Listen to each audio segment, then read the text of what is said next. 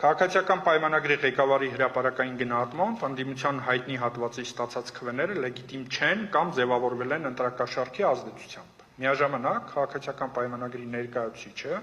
Սահմանադրական դատարանում պնդում է, 3 պնդել է,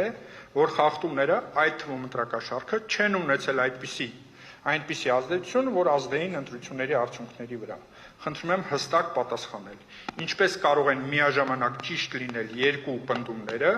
որ որոշ ուժերի ստացած քվեները ընտրակաշառքի արդյունք են, բայց ընտրությունների ընդհանուր արդյունքը լիարժեք արտացոլում է ժողովրդի ազատ եւ իրական անխաթար կամքը։ Դուք ձեր հարցում իմ պատասխանը արդեն նշեցիք, ուստի ես այլևս այդ հարցին չեմ անդրադառնա, Մատնանշեք իմ նշած պատասխանը։ Որովհետև ասացի, որ այդ խախտումները եղել են, հավելեմ, որ ես ասել եմ նաև, որ այդ խախտումները պետք է արժանանան ամենախիստ քրեիրավական գնահատականի, բայց ընտրական արդյունքների վերջնարդյունքի համատեքստում դրանց ազդեցությունը մենք չենք կարող գնահատել եւ այն իրողությունը, որ կա այսօր, ցույց է տալիս, որ ժողովուրդը կարողացել է հաղթահարել ժողովրդական կարգի տապալման փորձը եւ իրացնել իր ընտրելու իրավունքը։ Հետևաբար գտնում ենք, որ ընտրությունների արդյունքը անվավեր չի կարող ճանաչվել։ Եթե 2 պնդումներն էլ ճիշտ են, ինչպես դուք եք նշում, ապա խնդրեմ մեկնաբանել, ինչպես է ստացվում, որ մի քանի քաղաքական ուժ իրենց ձայները ստանում են ընտրակաշառքի միջոցով, դրանց հիման վրա ձեռք են բերում մանդատ ստանալու իրավունք, գալու են ազգային ժողով եւ պետության քաղաքականությանը այդ թվում մասնակցեն որպես ընդդիմություն, բայց միաժամանակ ընտրությունները ձեր գնահատմամբ լեգիտիմ են։ Եթե դուք շատ հաճախ եք հայտարարում, որ իշխանությունը ձևավորված է 2 մասից՝ կառավարություն, իշխող մաս եւ ընդդիմադիր մաս։ Հիմա այդ ընդդիմադիր մասը ձեր ղեկավարի բնորոշմամբ ձևավորվել է ապօրինի եղանակով։ Այդ դեպքում ամբողջ գլոբալ իմաստով իշխանությունը ոնց կարող է լեգիտիմ լինել։ Նախ վարչապետը երբևէ չի ասել, որ այդ դատողությունների արդյունքում ընտրությունների վերջնարդյունքը պետք է դրվի կասկածի տակ։ Այն, ինչ ասվել է, վերաբերել է ընտրակաշառքի դեպքերին եւ հանդիսացել է քաղաքական գնահատական,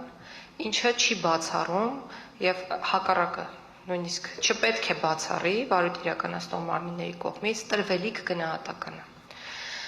Ես երեք շատ երկար խոսեցի այն թեստի մասին, որը սահմանում է Վենետիկի հանձնաժողովը, ինչպես նաև դրան անդրադարձ էր կատարել նաև Սահմանադրական դատարանի իմ կողմից նշված որոշումներում, որ ընտրությունների արդյունքն անվավեր ճանաչելը բացառիկ միջոց է, եւ դա չի կարող կապվել մեկ կամ մի քանի խախտումների հետ, եւ դրա համար պետք է ծանրակշիռ պատճառ։ Եվ մեր պնդումն այն է, որ տեղի ունեցած դեպքերը այն աստիճան ազդեցություն չեն ունեցել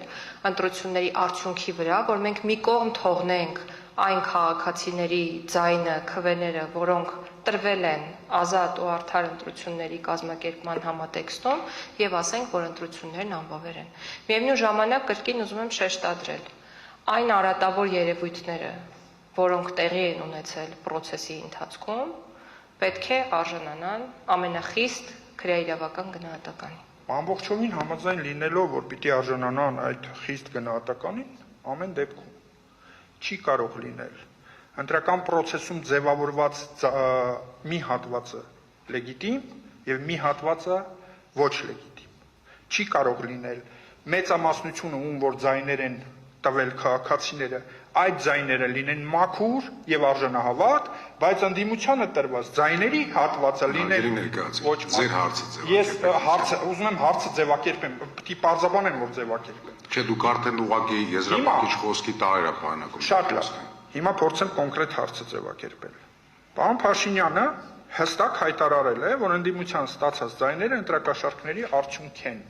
Հետևաբար, այդ տրամաբանությունից ելնելով, դա ուղիղ ազդեցություն է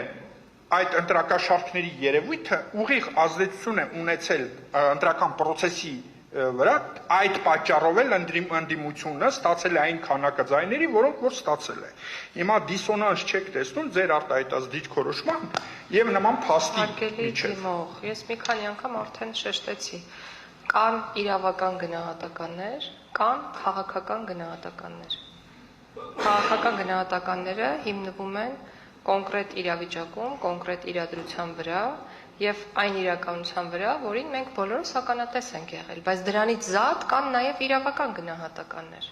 Իրավական գնահատականները յուրաքանչյուր կոնկրետ դեպքում տրվելու են քրեական գործերի շրջանակներում եւ իրավական գնահատականը ընդհանուր երևույթին եւ իր ամբողջության մեջ, ամբողջ համատեքստի մեջ տրվելու է Սահմանադրական դատարանում։